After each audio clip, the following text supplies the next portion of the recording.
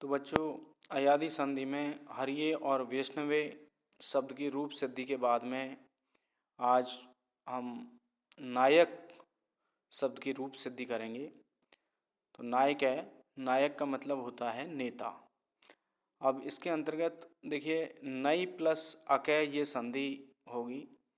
अब इस अवस्था में यहाँ पर एचो अयवायावय सूत्र लागू होगा। एचो अयवायावय सूत्र ये कहता है एच क्रमाद आय अव आय आव एते स्यूर आची, यानी एच प्रत्याहार के वर्ण के बाद में यदि कोई स्वर आता है तो वहाँ पर उस एच प्रत्याहार के वर्ण के स्थान पर आय अव आय और आव ये आदेश लागू होते हैं। अब देखिए, यहाँ पर एच प्रत्याहार का वर्ण आई आया है। नई में स्थित जो आई है वो एच प्रत्याहार का वर्ण है और इसके बाद में ए एक स्वर आया है। तो इसलिए सूत्रानुसार अयादी आदेश लागू होंगे। लेकिन अब कौन से आई के स्थान पर कौन सा आदेश लागू हो, इसके लिए यथासंख्य मनुदेशय समानाम सूत्र लागू होगा। यथासंख्य मनुदेशय समानाम सूत्र कहता है सम संबंधी विधि यथासंख्यम स्यात्, यानी कि समान संख्या वाले होने के कारण उद्देश्य और विधेय क्रमानुसार होने चाहिए। तो यहाँ पर देखिए, आई ये उद्देश्य आया है तो आई के स्थान पर इस सूत्र से आय ये विधेय लागू होगा। तो नए में हलंत, फिर इसके बाद में आई के स्थान पर यहाँ पर आय कर दिया हमने प्लस अकह, ये स्थिति आती है। अब इस अवस्था में वर्ण संयोग करने पर नए में आ मिलाएंगे तो ना हो जाएगा, और ये आधा है उसमें ए मिलाया तो ये पूरा हो गया, और फिर कह, तो इस तरह नाय कह ये रूप सिद्ध होता है इति सिद्धम। अब इसी तरह देखिए, ये आई जो इस प्रत्याहार का वर्ण है उसकी रूप सिद्धि का उदाहरण है। इसी प्रकार से जो औ इस प्रत्याहार का वर्ण है उसकी रूप सिद्धि के लिए हमारे पास में पावके शब्द है। पावके का मतलब होता है पवित्र करने वाला। तो इसके अंतर्गत संधि होगी पौ प्लस अकय। तो इस अवस्था में यहाँ पर एचो अयवायावय सूत्र लागू होगा। अब एचो अयवायावय सूत्र कहता है एच क्रमाद आय आव एते स्यूर अची, यानी एच प्रत्याहार के वर्ण के बाद में कोई स्वर आता है तो उस एच प्रत्याहार के वर्ण के स्थान पर आय और आव ये आदेश लागू होते हैं। तो यहाँ पर देखिए, एच प्रत्याहार का वर्ण औ वर्ण प्राप्त है और उसके बाद में ए एक स्वर आया है, इसलिए ये अयादी आदेश लागू होंगे। तो इस प्रकार से स्थिति ये होती है पै में हलंत औ प्लस अकय, ये स्थिति निकल करके आती है। तो यहाँ पर औ हमारे पास में इस प्रत्याहार का वर्ण है, तो इसके स्थान पर देखिए चार आदेशों में से कौन सा आदेश लागू करें। तो इसके लिए यथासंख्य मनुदेशय समानाम ये सूत्र लागू करेंगे। ये सूत्र कहता है सम संबंधी विधि यथासंख्यम स्यात्, यानी समान संख्या वाले उद्देश्य और विधेय क्रमानुसार होते हैं। तो यहाँ पर देखिए औ उद्देश्य है तो उसके स्थान पर अयादी आदेशों में से आव उस क्रम में है, इसलिए आव विधेय यहाँ पर लागू होगा। औ के स्थान पर आव विधेय लागू होगा। तो पै प्लस औ के स्थान पर आव कर दिया और प्लस अकह, ये स्थिति हमारे सामने आती है।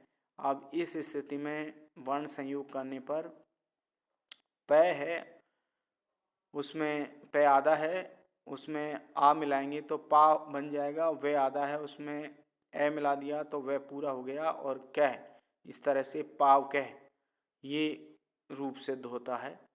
तो इस तरह से ये अयादी संधि के उदाहरण हैं। अब देखिए, इसके अलावा और भी सूत्र अयादी संधि के हैं, जैसे 10वां सूत्र है वांतो यी प्रत्यय। इसकी संस्कृत व्याख्या है यकारादौ प्रत्यय परे ओदौतो अव आव एतौ स्तः। यकारादौ प्रत्यय परे ओदौतो अव आव एतौ स्तः।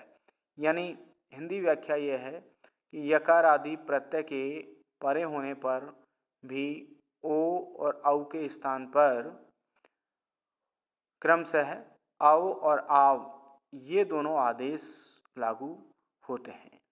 यानी देखिए, एक स्थिति तो अयादि संधि के अंतर्गत ये थी कि इस प्रत्याहार का वर्ण आता था और उसके बाद में कोई स्वर आता था, तब हम इस प्रत्याहार के वर्णों के स्थान पर अयादि आदेश लागू करते थे।